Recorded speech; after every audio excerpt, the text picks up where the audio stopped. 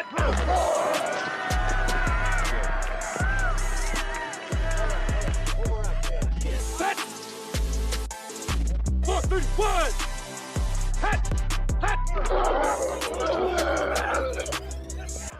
what's up, everybody? Welcome to the Sunday Morning Quarterback. Today, we are four pastors who love ministry, leadership, and sports. Now, we got a safety from Brigham Young University, Colts, pastor of Transformation Church, doctor. We respect degrees here. Dr. Derwin Gray, how you doing today, sir? Hey, I am doing good, and that has to be the best podcast intro I've ever experienced. Now, I have to give some love to the Carolina Panthers. So I was with the Colts and the Carolina Panthers. So, yeah. I'll pass it to your fellow Carolina Panther fan in the corner. John, how you doing from Virginia today? Doing well, man. It's good to have somebody else that can take the charge against some delusional Cowboy fans today. So excited about this. Come on, wait, hold on. Am I on with Cowboy fans? Yes, sir. Yes, two of them. The Frajoski's deep, yes, man. come on.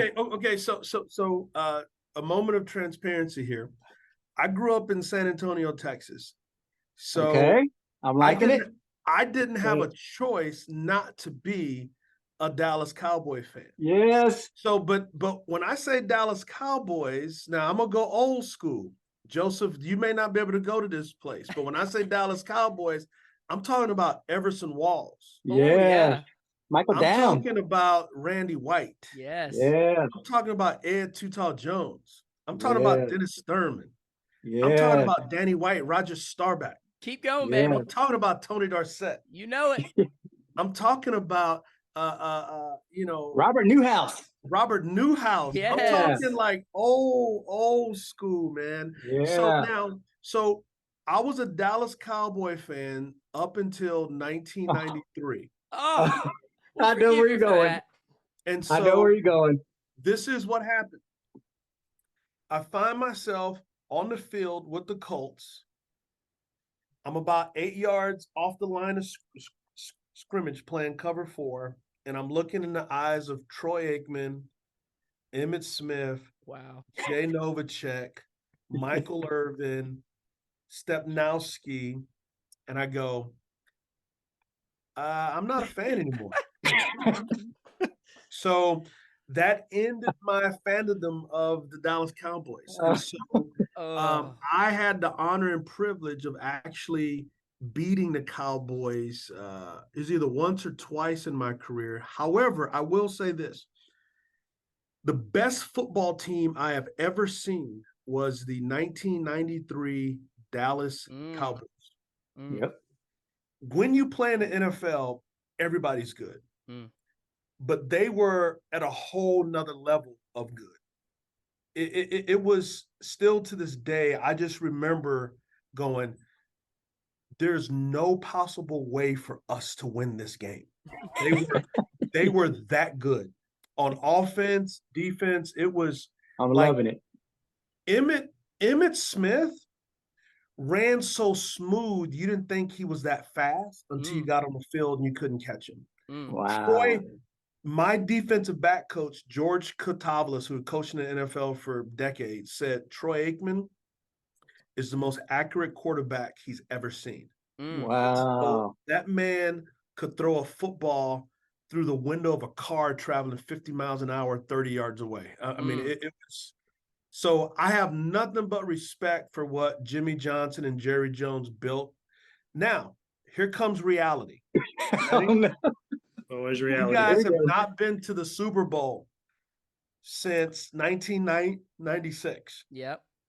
So I just gotta let you know that that's before Google, before the iPhone. I mean, so like children today don't even know that Dallas was good. So I'm just letting you know. I had to let you know that.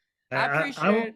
Don't let what I hear you saying as a pastor is like the date of your salvation. I turned from death to life. So there was a path I was on celebrating, and then I got saved, and then I put on a good path, and I appreciate you sharing that. See, Pastor Derwin, we love talking about God's faithfulness. You know, I equate us to the nation of Israel wandering in the desert for 40 years, but all I know is that the wise men followed the star. So we just try to keep it biblical, right, Dad?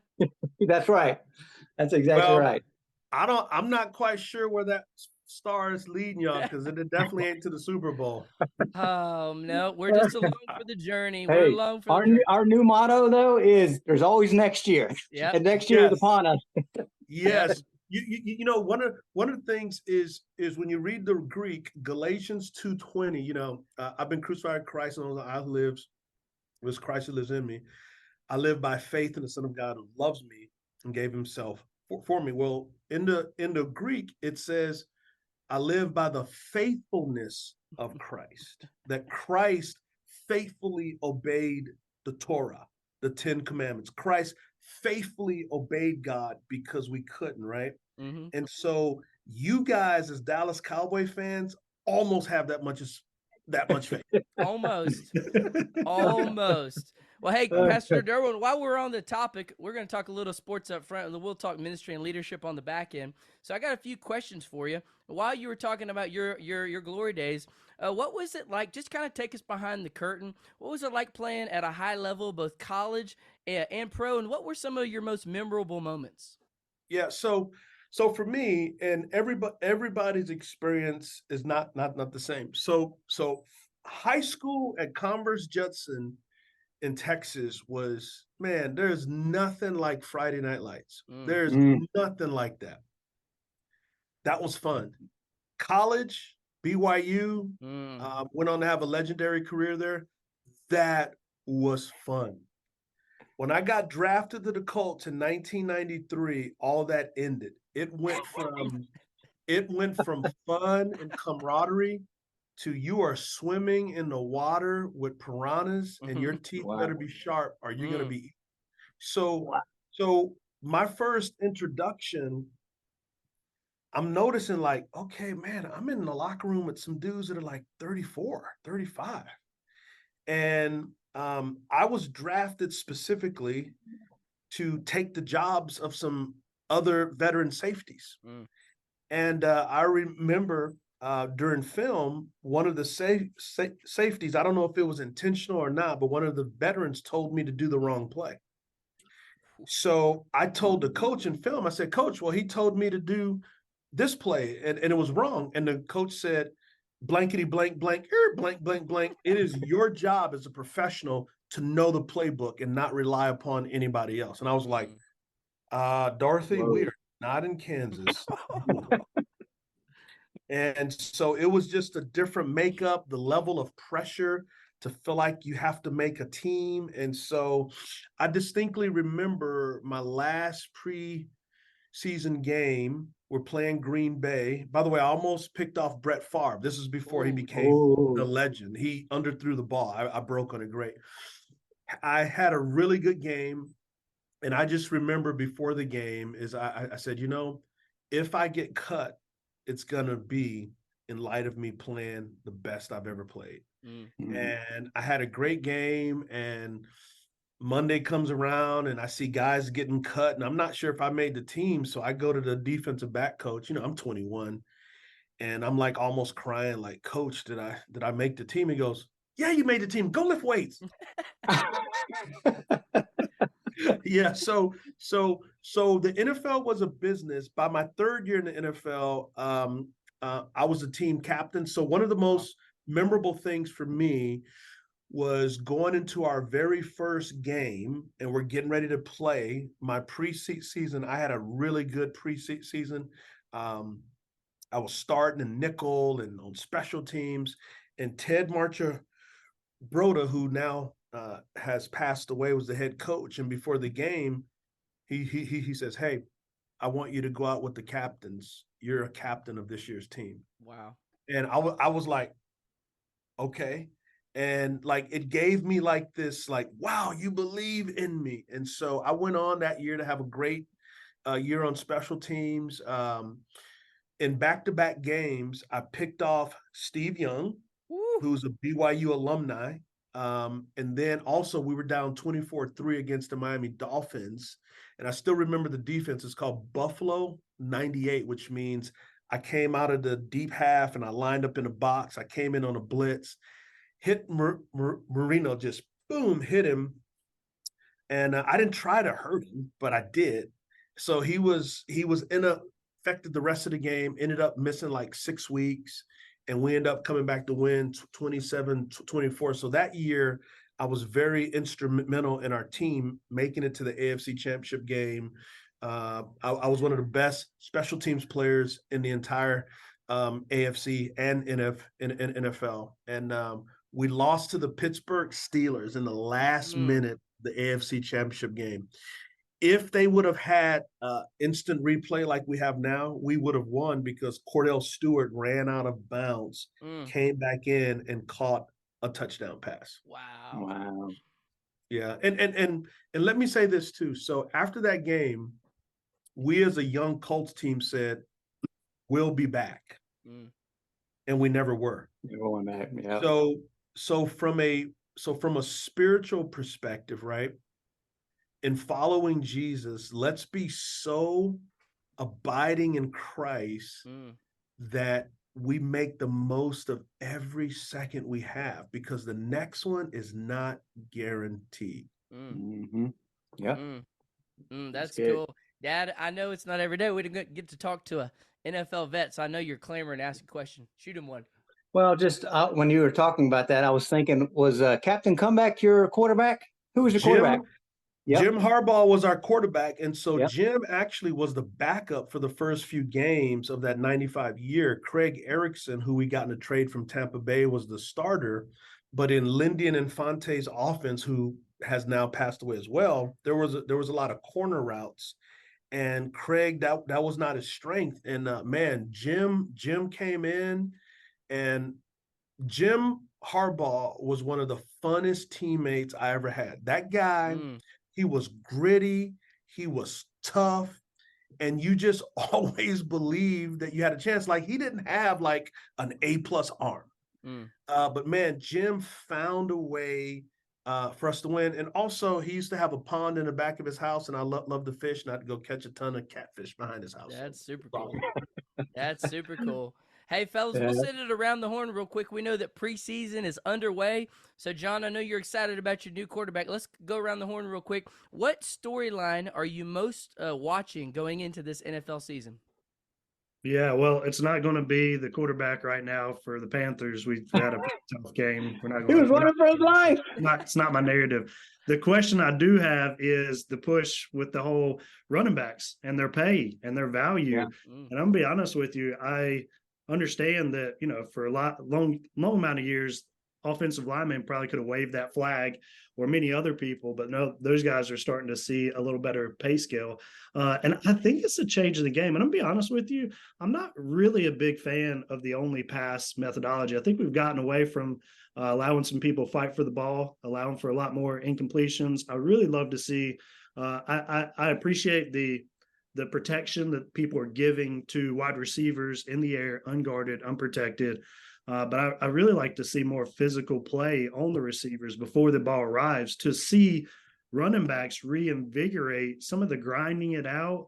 Maybe I'm just old school football. I appreciate the 7-10 football scores and, just eking across the line. I really like to see maybe some of the rules change to shape not just a pass happy offense, but a more balanced approach to actually seeing football play in the same way. And I don't know if it can be done to some degree, because a lot of even the defensive players have really transitioned from run stoppers, which are of little value anymore, to pass rushers or coverage guys. And so there'd be a long tenure now where you have to really start to see that culture drip down into college and high school. But I think that's the narrative for me. I don't think it's going to change their value for quite some time. I think the league should take a look at some of the rules, some of the expectations, and let them play a little bit more on the outside of the hash marks. Yeah, that's good.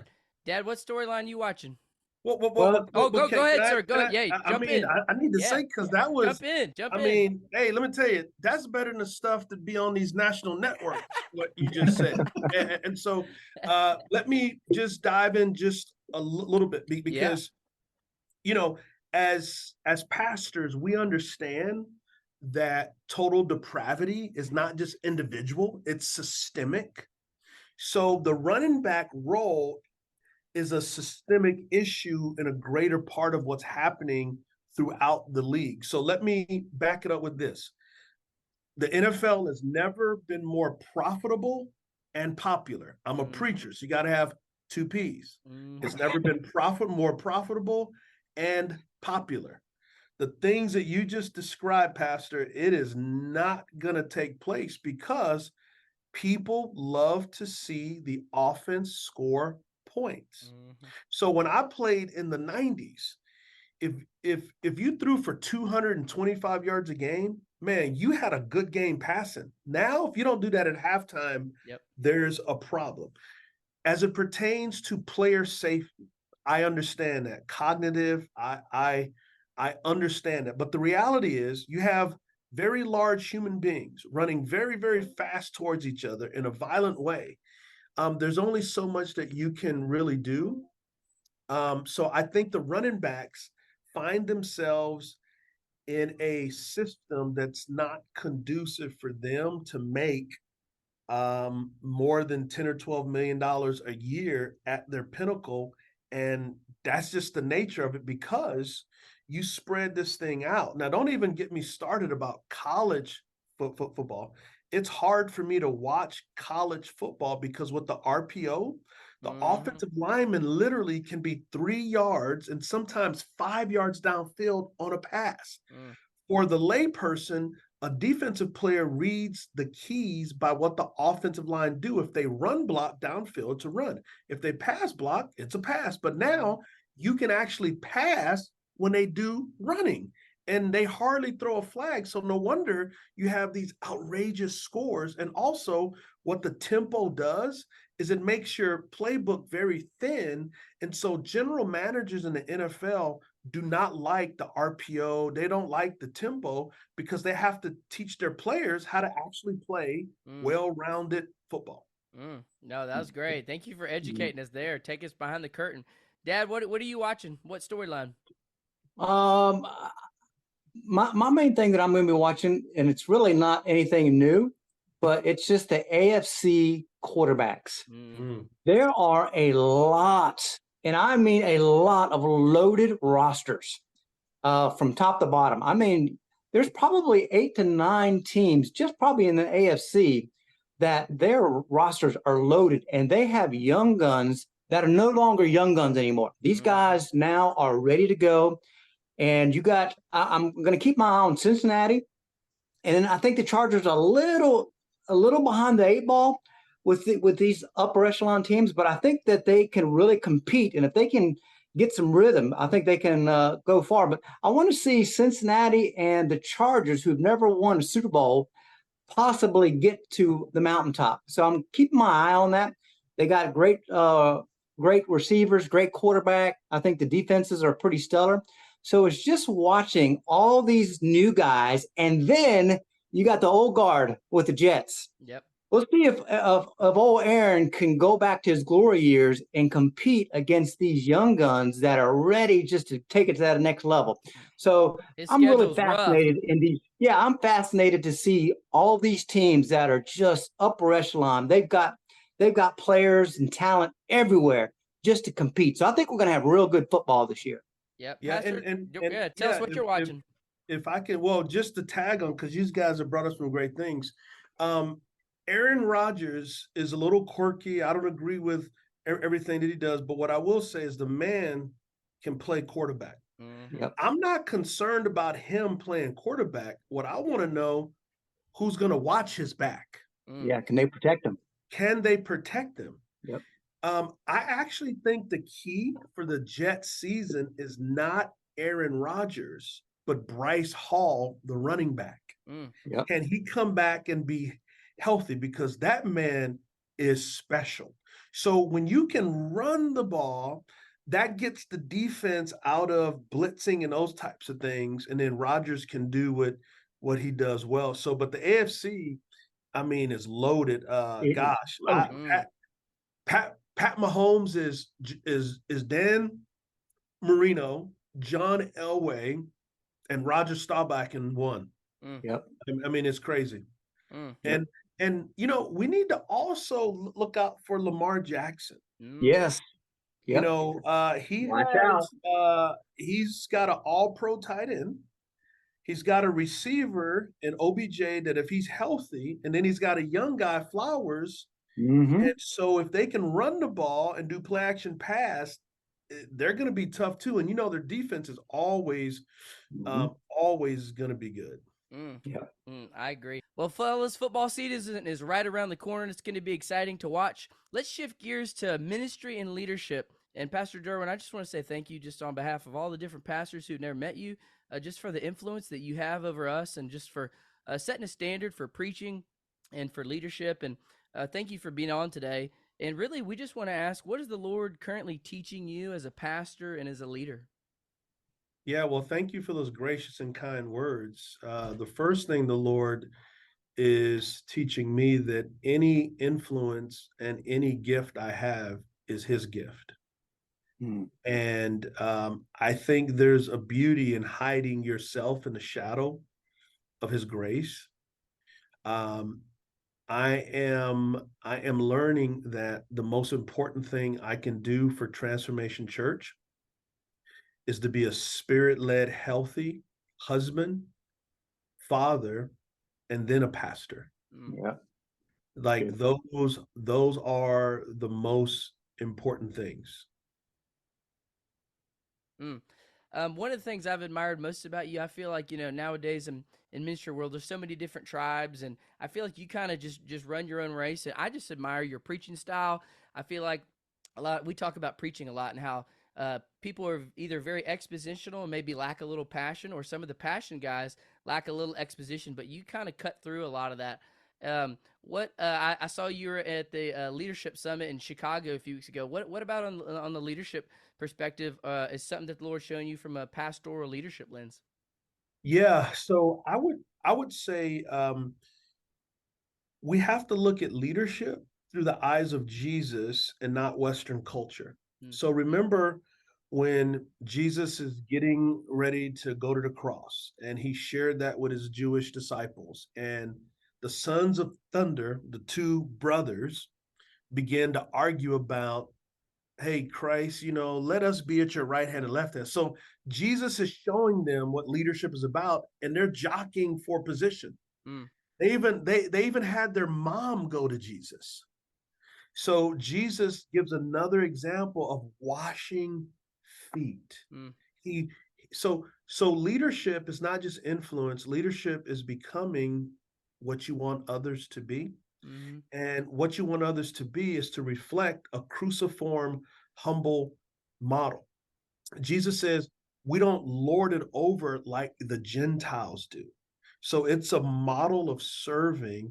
It's a model of humility. Humility doesn't mean you think less of yourself. Humility means you think less of yourself and more of Christ and more of people. Not where you don't have boundaries, but where you actually have healthy boundaries. And so in this season of my life, I'm learning to lead with healthier boundaries, because a stretched out, worn out, overtaxed Derwin is no good to no one. And my first ministry is to my wife and to my kids. And then as it pertains to preaching,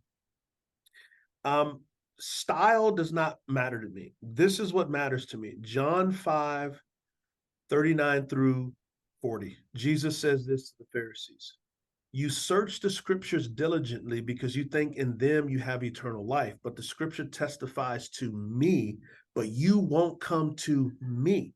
So people can do Bible exposition and miss Jesus. And there can be people who have great stories and miss Jesus. And so from Genesis to Revelation, every turn, every corner, every stop, every byway is a portrait and picture leading us back to the glorious, beautiful, redemptive work of Christ. The same gospel that welcomes you into the kingdom is the same gospel that grows you into the kingdom. It's the same gospel that welcomes you into the new heavens and new earth. What I want to see is a resurgence of Jesus-centered gospel preaching pastors who are living it by God's grace, and who are infecting their congregations when lesser identities become more important than who we are in Christ, that's when we get into division. And who is the author of division? The devil. Mm-hmm. You know, like right now, if we were to say Apple, Samsung, division. If we were to go Jordan, LeBron, division. And Lord forbid if we say Republican or Democrat, division. And I believe that when you drown people in the grace of God and in the glory of God in the face of Christ, we don't suffocate. We actually get spiritual gills to begin to breathe a new type of environment of grace. And that's where revival takes place. Revival takes place when lots of Jesus is communicated a lot. Well, I appreciate that, Pastor Derwin. More Jesus in our preaching. Excited to see this NFL season. Hopefully we'll have you back sometime and talk some more football. Sounds good. I would love to. You guys are great. Yes, sir. Everybody have a great day out there. All right, see y'all.